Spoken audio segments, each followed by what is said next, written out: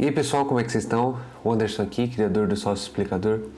E hoje a gente vai bater um papo sobre renda variável. Vamos falar de ações, fundos e o que tiver mais que roda esse universo. Queria começar dizendo que esse vídeo provavelmente vai ficar mais longo do que o comum aqui dentro do canal, até porque existe muita coisa acerca desse universo e se eu explicar de forma muito superficial, ninguém vai entender muita coisa. Então eu preciso me aprofundar um pouco mais em certos assuntos para que a gente consiga entender um pouco melhor o que sonda esse universo aí da renda variável. Lembrando que vídeos como esses dão bastante trabalho. Então, como que você pode me ajudar? Só dá um like aqui no vídeo, se inscreve no canal se você ainda não for inscrito e ativa o sininho das notificações para você receber os vídeos na hora que eles saem. E a gente costuma postar aqui toda terça-feira às 8 horas da noite. Vamos começar pelo básico, né? O que é a renda variável? Ativos de renda variável são aqueles que a remuneração ou o retorno do investimento não pode ser avaliado, não pode ser dimensionado na mesma hora que você o compra. Até porque ele pode variar para cima ou para baixo, positivamente ou negativamente, de acordo com o mercado. É parecido com a venda de um veículo. Digamos que você compra um carro hoje e daqui a um ano você vai vender ele. Você não sabe qual o preço da venda desse veículo daqui a um ano. Esse preço vai variar no decorrer do tempo. Óbvio que ali você tem uma tabela FIPE para te nortear, te dar uma direção do preço da venda. Mesmo tendo a FIPE como embasamento, você não sabe se você vai vender o carro abaixo da tabela FIPE, no preço da tabela FIPE, ou até mais caro, que é o que está acontecendo nesse ano especificamente. Agora, qual a vantagem que a gente tem de ter renda variável dentro da nossa carteira de investimentos? A renda variável costuma, no longo prazo, te trazer retornos muito melhores que o da renda fixa. Geralmente, uma renda variável vai perder apenas para empreendimentos. Óbvio, isso bem administrado, bem coerente, coeso, você costuma ter um rendimento muito mais elevado do que o normal. Mais uma coisinha que a gente precisa ter como um mantra pra gente, isso pra vida mesmo, tá? Nunca invista naquilo que você não conhece absolutamente nada. Então, invista primeiro em conhecimento, entenda aquilo e depois você parte para cima. Óbvio, você não precisa esgotar o assunto, você não precisa entender tudo de ações para começar a investir em ações, senão você nunca vai investir. Põe o pezinho na água depois que você lê um livro ou assistir uma aula ou ver um vídeo no YouTube como você está fazendo agora. A gente tem no mercado hoje ativos que custam R$10, então não faz mal você começar comprando um ativo para você entender como que você faz para fazer uma compra. Depois você vende ele para você entender como faz uma venda e assim você vai se familiarizando, por exemplo, com a corretora que você está trabalhando. É parecido com cozinhar. Se você nunca cozinhou, você não vai começar fazendo um banquete para 100 pessoas com 6 tipos de proteínas. Você vai começar fazendo um arroz, um miojo, um zoião. Você vai começar um pouco mais de baixo. Então, comece com coisas simples e depois vá para coisas um pouco mais avançadas no decorrer do tempo. Comece o quanto antes, porque a maioria dos investidores que você for conversar, você vai ver que o maior arrependimento deles é não ter começado antes. Porque quanto antes você começa, mais dinheiro você costuma ganhar. Outra coisa, bolsa não é cassino. Então, se você tem isso em mente, tira isso da sua cabeça. Isso não é verdade, isso é balela. Óbvio que tem gente que realmente trata a bolsa como cassino.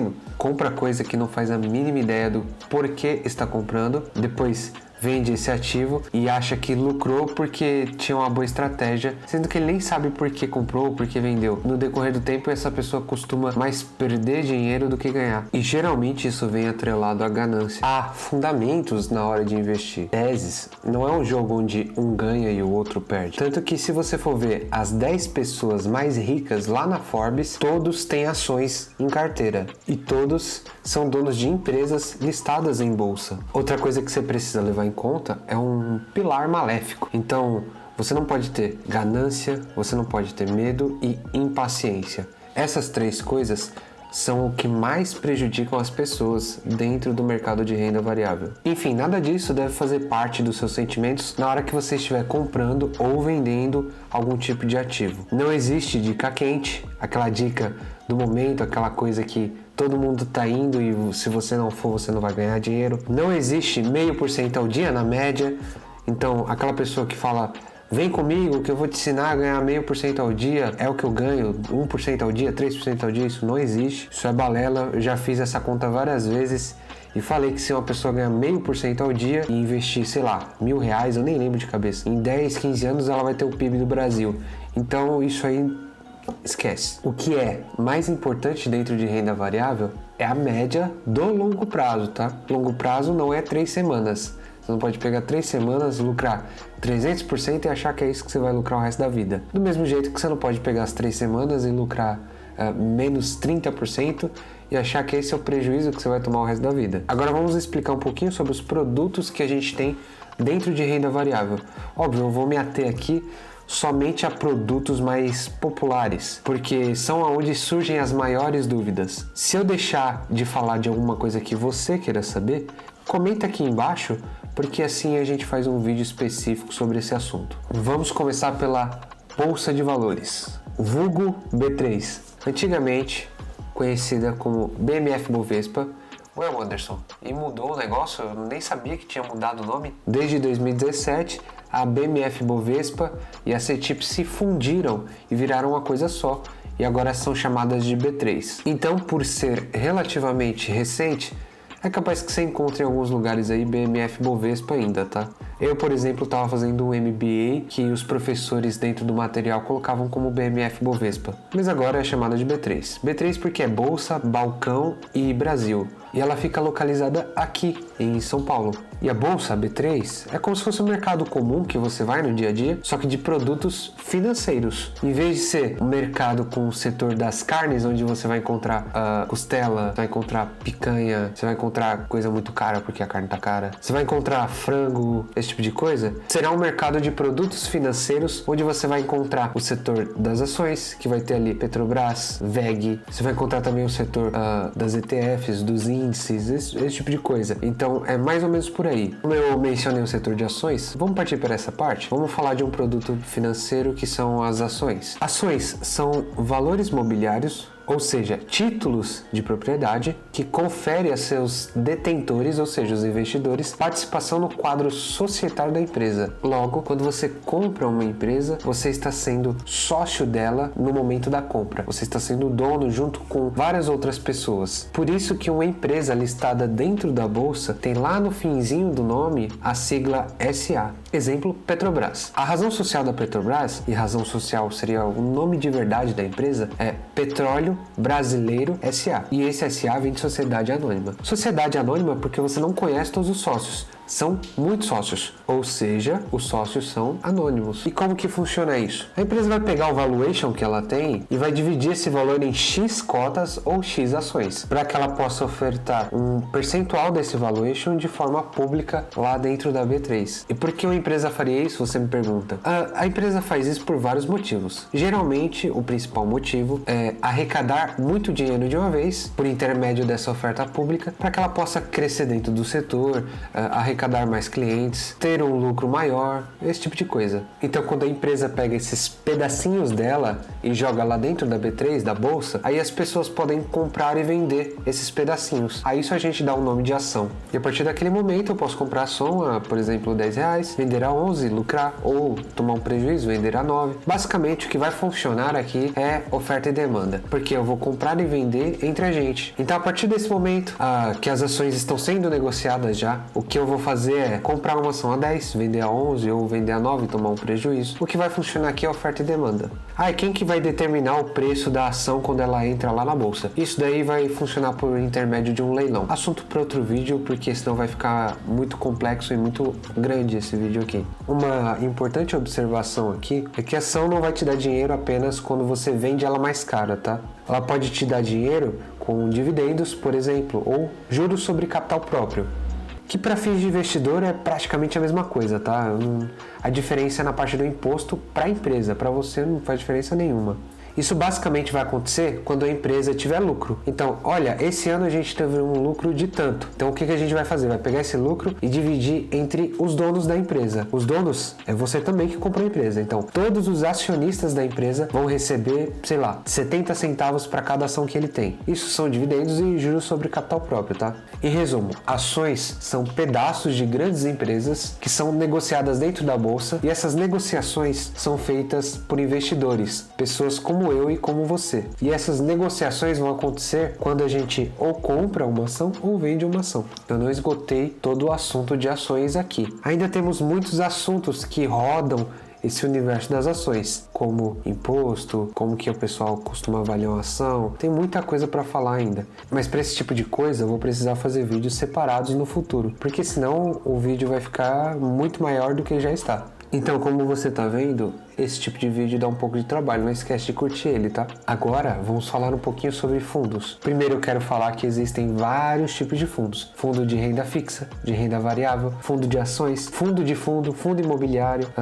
Temos até agora o fundo de cannabis, que como o próprio nome fala, ele é voltado para a indústria das cannabis. Enfim, eu vou me ater aqui a explicar de uma forma mais geral sobre todos eles, ok? De um modo geral, todos os fundos é como se fosse uma espécie de vaquinha, sabe? E como toda vaquinha, a gente precisa de alguém que pede dinheiro. A gente dá um nome para essa pessoa de administrador. Vamos supor agora que eu sou o administrador, ou seja, eu sou essa pessoa que está fazendo a vaquinha. E eu quero comprar aqui, 4 casas, 5 casas, não sei, vários imóveis. Para fazer essa aquisição, vou ter que pedir dinheiro para várias pessoas, amigos, parentes, pessoas que querem se envolver nisso, várias pessoas. Depois que eu arrecadar todo esse dinheiro e fizer todas essas aquisições, eu vou administrar o dinheiro dessas pessoas da forma que eu achar melhor. Óbvio que isso tudo em troca de retorno financeiro para cada uma dessas pessoas. E esse retorno financeiro pode ser por intermédio de valorização da cota, ou seja, daquele valor que aquela pessoa me deu, ou a redistribuição dos aluguéis desses imóveis na proporcionalidade que aquela pessoa me deu de dinheiro e esse tipo de coisa. Vou exemplificar um pouco melhor para você. Digamos que meu irmão me deu, R$100 e esse fundo que eu montei, essa vaquinha que eu montei, se valorizou 10%. Ou seja, aqueles R$100 que meu irmão me deu, agora valem R$110. E a qualquer momento ele pode vender aquela parte que ele me deu para outra pessoa por R$110, que é a valorização que a cota dele, a parte dele, teve ali dentro. Ou ele mantém aqueles R$100 dentro do fundo e aí eu falo, olha, fiz uma conta aqui e eu vi que para cada R$100 que vocês investiram, R$10 vai retornar para vocês em forma de aluguel, por exemplo. Então ele ia manter aqueles R$100 lá, ia receber R$10 de aluguel todos os anos para manter aquele dinheiro lá dentro. Lembrando que, assim como em ações, ele vai ser dono de todos os imóveis que eu tenho. Óbvio que é uma parte pequena, mas ele vai ser dono de todos os imóveis que eu adquiri, que são atrelados a esse fundo. Pensando em um fundo imobiliário, um fundo de ações, ele vai ser dono, ele vai atrelar o nome dele a todas aquelas ações. O fundo de cannabis, todas aquelas empresas e indústrias voltadas para o mundo da cannabis e assim sucessivamente para qualquer tipo de fundo. Isso facilita um pouco a vida do investidor, porque ela não vai precisar ficar olhando 10 empresas ao mesmo tempo, se as 10 estão indo bem, se as 10 estão indo mal. Ele apenas investe em um fundo e esse fundo investe nessas 10 empresas. E assim poupa o trabalho do investidor de olhar 10 empresas e vai precisar olhar apenas um fundo. E geralmente um fundo, por exemplo um fundo de ações, tem ali um alvo a ser atingido. Por exemplo,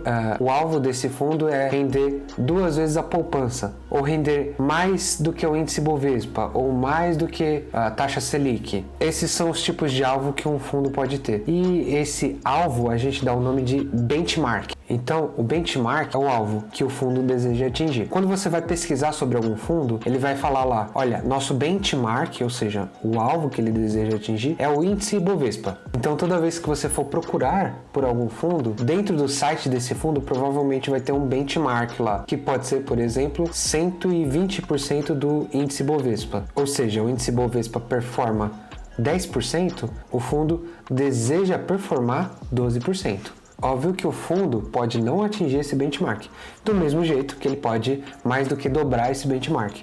E o que o administrador do fundo ganha fazendo toda essa gestão? O administrador do fundo costuma cobrar uma taxa, uma pequena taxa. Por exemplo, digamos que você está investindo no fundo. Todo ano, aquele fundo vai te cobrar uma taxa. Geralmente gira em torno de 1 a 2% ao ano. Sempre com um plus ali, que é uma taxa um pouco maior, caso o fundo performe muito mais do que o esperado. Anderson, como assim? Digamos que você tem um fundo e a taxa dele é 1,85% ao ano. O preço-alvo desse fundo, ou seja, o benchmark desse fundo, é 12% ao ano, ou seja, 1% ao mês. Mas toda vez que ele atinge 2% ao mês, ou seja, 24% dentro do ano, ele vai cobrar uma taxa extra. O que é mais comum dentro de um fundo é uma taxa por volta de 1 a 2% ao ano e uma pequena taxa de performance extra, ou seja, quando ele atingir aquele benchmark, né, aquele preço-alvo e subir um pouquinho além daquilo, ele vai te cobrar uma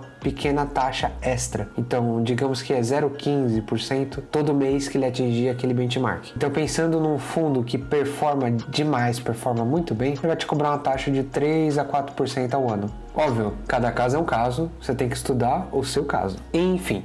E assim como as ações, os fundos não foram esgotados aqui, ainda tem muita coisa para falar sobre cada tipo de fundo, por exemplo. Ainda tem fundos que eu nem falei aqui. Mas de novo, se você tem alguma dúvida sobre alguma coisa, deixa aqui nos comentários que eu tento responder na medida do possível. Agora vamos para a parte que eu gosto um pouquinho mais, que são as BDR. BDR são Brazilian Depositary Receipts, certificado de depósito brasileiro. Eles são títulos, são valores mobiliários brasileiros, possuem um lastro ativo lá no exterior. É praticamente como se fosse uma ação de uma empresa lá do exterior refletida aqui no Brasil, tipo Apple, Tesla, Burger King, McDonald's, esse tipo de empresa que não está negociada na bolsa brasileira. Quando você compra uma BDR, você não está realmente comprando a ação lá no exterior. Para realmente fazer isso, precisaria abrir uma conta em uma corretora no país onde aquela empresa está ofertando as suas ações e investir por intermédio dessa corretora. Tem gente que acha que BDR só pode vir lá dos Estados Unidos, mas não é bem assim. Qualquer empresa de qualquer país pode criar uma BDR,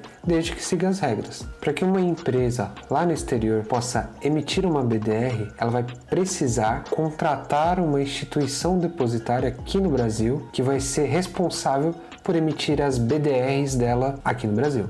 Lembrando que há pouco tempo atrás, as BDRs não podiam ser negociadas, não podiam ser compradas por quem não era um investidor qualificado. E investidor qualificado é aquele que tem mais de R$1 milhão em investimentos. Mas as BDRs foram permitidas para todos desde janeiro de 2021. E como que a gente faz para investir nesse monte de coisa que eu acabei de falar? É só você abrir uma conta na corretora e por intermédio dela você vai conseguir investir.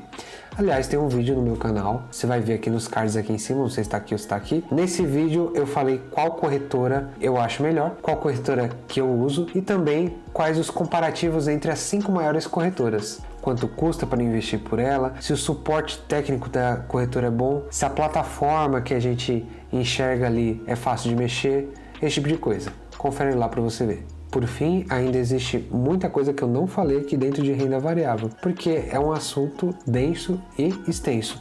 Eu não falei de commodity, de ETF, de índice, de moeda, tem bastante coisa ainda para falar acerca desse assunto. Mas como esses são assuntos que as pessoas não costumam perguntar muito, eu resolvi não colocar nesse vídeo aqui. Caso você se interesse por algum deles, lembrando, só deixar no comentário. Eu sei que são várias informações aqui para absorver de uma só vez, mas esse é o tipo de vídeo que você tem que ver e rever. Não é um assunto complexo, é um assunto que apenas tem muitas informações. Óbvio que é difícil esgotar um assunto aqui, você não consegue aprender absolutamente tudo sobre renda variável em um único dia. Isso vai ser uma jornada mesmo. Então você vai aprender muito melhor se você praticar também. Então comece comprando ação, fundo, esse tipo de coisa, sabe? Porque assim você vai ficar com dúvidas mais específicas, ou seja, minha dúvida é comprar uma ação. E aí você vai conseguir direcionar melhor uma pergunta, seja a mim ou a qualquer outra pessoa que esteja te ajudando dentro desse meio. Eu agradeço muito todo mundo que chegou até aqui. Aliás, se você chegou até aqui, prestou atenção no vídeo, comenta aqui embaixo a palavra commodity. Eu quero ver só quem chegou até o final do vídeo. Vou ficando por aqui, um abraço e até a próxima.